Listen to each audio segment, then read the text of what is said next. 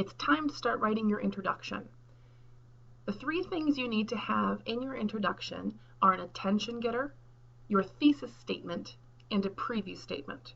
We're going to talk about a thesis statement somewhere else because I want to go into a little bit more depth on that.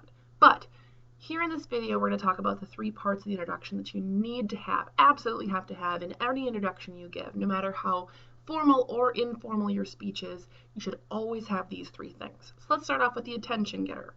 Your attention getter should always be the first part of every presentation. Your attention getter is exactly what it sounds like. You need to get the audience's attention in some way. Usually the best way to do that is to find some kind of a unique or interesting topic that you think your audience members would be hooked in by. So you might tell a story, you might use a joke that's related. That can be a tougher introduction attention getter device because it takes a long time to do. You might share some information or a startling fact, that kind of thing. There's a lot of different ways that you can gain our attention. So you just need to find one of those ways that's going to work for you.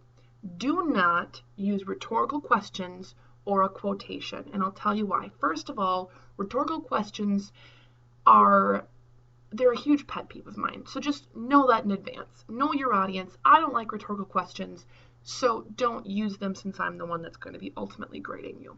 The reason I don't like rhetorical questions is they're a lot more difficult to use than people think they are. They're hard to write a good rhetorical question, and it's hard to wait long enough to have your audience members stop listening to you, process what you're saying, actually think about what they're saying, and then you have to get their attention back again. No, don't do it. Not a good choice. Second, don't use quotations. You're going to hear that from some speeches, and you'll hear from some speech instructors or textbooks. Use a quotation. It's great. Don't. You are giving a speech. This is about your words and your content. So why would you start with someone else's words? That doesn't really make a lot of sense. So attention getters, those are my pet peeves. Those are my suggestions. Let me know if you need some help with coming up with an attention getter for your speech. Second, thesis statement. Remember, as you saw in the other video, your thesis statement needs to have three parts to it. You need to have your general purpose, your reference to your audience, and then your specific purpose. All right? Look back at that video if you're having any trouble with that. And then your final part of your introduction is going to be the preview statement. The preview statement is where you tell us about main points you will have in your speech. It should be very simple. First, I'm going to talk about Zoolander.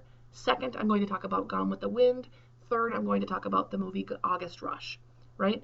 Not any kind of detail in your preview except what the headings of your main points are going to be. First, I'll talk about the problem, then I'll talk about the causes, then I'll talk about the solutions. Should be very, very simple. Don't get into a ton of content here because that's what you're going to talk about in the body of your speech, all right?